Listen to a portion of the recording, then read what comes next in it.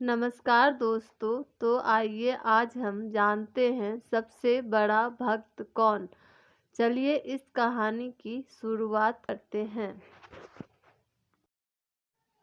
एक बार फिर देवर्षि नारद के मन में यह अभिमान पैदा हो गया कि वे ही भगवान विष्णु के सबसे बड़े भक्त हैं। वे सोचने लगे, मैं दिन रात भगवान विष्णु का गुणगान करता हूँ, फिर इस संसार में मुझसे बड़ा भक्त और कौन हो सकता है। किंतु पता नहीं श्री हरि ऐसा समझते हैं या नहीं। यह विचार कर नारद भगवान विष्णु के पास क्षीर सागर में पहुँचे और उन्हें प्रणाम किया। भगवान विष्णु बोले, कहो नारद, कैसे आना हुआ। नारद बोले, भगवान, मैं आपसे एक बात पूछने आया हूँ। भगवान विष्णु बोले, मैं तुम्हारे मन की बात जानता हूँ नारद, फिर भी तुम्हारे मुंह से सुनना चाहता हूँ। नारद ने कहा, हे देव, मैं जीवन भर आपका गुणगान करता रहा हूँ। पल पल हर क्षण मुझे बस आपका ही ध्यान रहता है। आप मुझे यह बताइए कि क्या मुझसे भी बड़ा कोई अन्य भक्त है संसार में। भगवान विष्णु समझ तो पहले ही गए थे कि नारद को अपनी भक्ति पर अभिमान पैदा हो गया है, किंतु अपने मन की बात छिपाकर वो बोले, नारद, इस प्रश्न के लिए तो तुम्हें मृत्यु लोक चलना पड़ेगा। नारद बोले, ठीक है भगवान, मैं मृत्यु लोक चलने के लिए तैयार हूँ। भगवान विष्णु नारद को लेकर मृत्यु लोक चल पड़े। धरती पर पहुंचकर दोनों ने किसान का भेष धारण किया और एक गांव के किनारे बनी एक झोपड़ी की ओर चल पड़े। विष्णु बोले, नारद, मेरा एक बहुत बड़ा भक्त यहाँ इस कुटिया में रहता है। आश्चर्य है, क्या मुझसे बढ़कर भी है। नारद के मुख से निकला, क्या वह भी मेरी तरह आपका ध्यान लगाए रहता है। आओ स्वयं ही जान लोगे, विष्णु ने कहा, और वह उस कुटिया की ओर बढ़ गए। किसान उस समय कुटिया के बाहर अपनी गाय को बांध रहा था। उसके मुख से हरि हरि गोविंद का स्वर निकल रहा था।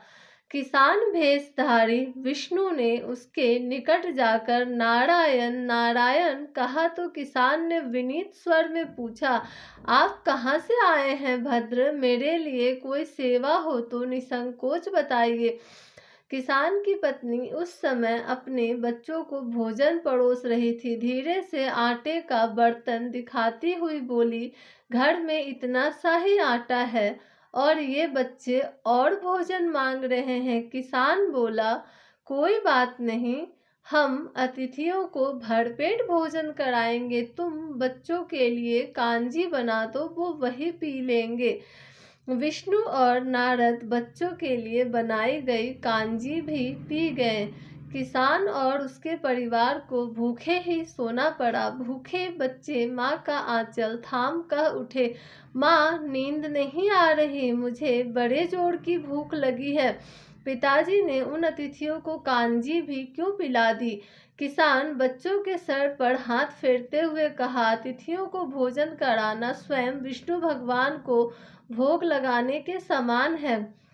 भगवान विष्णु ने कहा, तुमने सुना नारद, किसान और उसके परिवार को भोजन नहीं मिला, फिर भी वह मेरे गुण गाए हैं।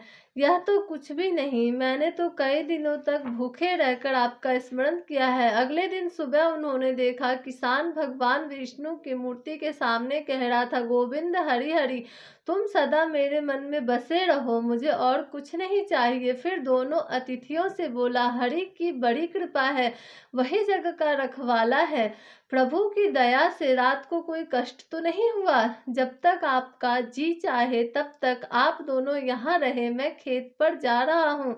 किसान भेषधारी श्री हरि बोले, हम भी तुम्हारे साथ चलेंगे, यदि तुम्हें कोई आपत्ति न हो तो। नारद और विष्णु भगवान किसान के साथ उसके खेत पर गए। किसान बोला, यही है अपना खेत, अब मैं काम करूंगा, गोविंद हरि हरि। नारद बोले, तुम तो सत्पुरुष हो, भगवान के बड़े भक्त हो, हर घड़ी उनका नाम लेते रहते हो।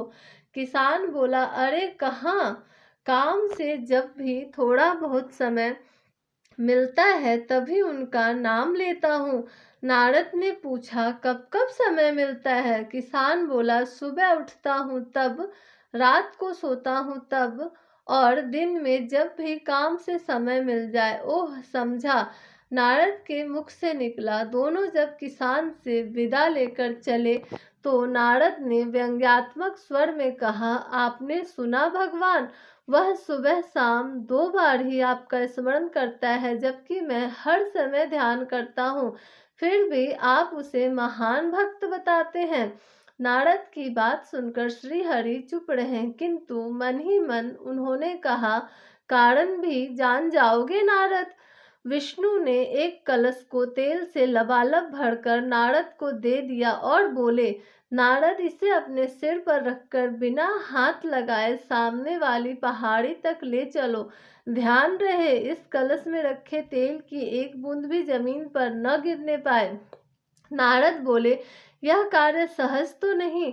यह कहकर नारद ने कलश सिर पर रख लिया और पहाड़ी की ओर चल दिए। नारद पहाड़ी तक गए और लौट आए। विष्णु बोले, लौट आए नारद? ठीक है, अब यह बताओ, इतनी दूर जाने और आने में तुमने कितनी बार मेरा स्मरण किया है?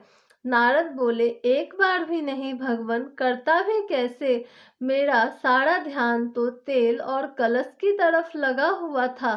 श्री हरि बोले, अब तुम भी सोचो, वह किसान दिन भर कठिन परिश्रम करता है, फिर भी 2-4 बार मेरा स्मरण जरूर करता है, और तुम एक बार भी मेरा स्मरण नहीं कर पाए। विष्णु की बात सुनकर नारद के अंतर्चक्षु खुल गए। वह श्री हरि के चरणों में गिरकर बोले, मान गया प्रभु, जो संसार के झंझटों में रहकर भी आपका स्मरण करते हैं, वे ही सबसे बड़े भक्त हैं। दोस्तों, ईश्वर बहुत दयालु है। उन्हें हर पल अपने बच्चों का ध्यान रहता है, लेकिन बच्चों को भी तो उनको याद करना चाहिए। इसलिए आप ये कभी ना सोचो कि जब हाथ में फूल, जल, अगरबत्ती हो तभी उनको याद किया जा सकता है। आपको जब भी घड़ी भर भी समय मिले, उस परम पिता परमेश्वर को जरूर याद करें। जय माता दी। Thanks for watching. Like, share and subscribe.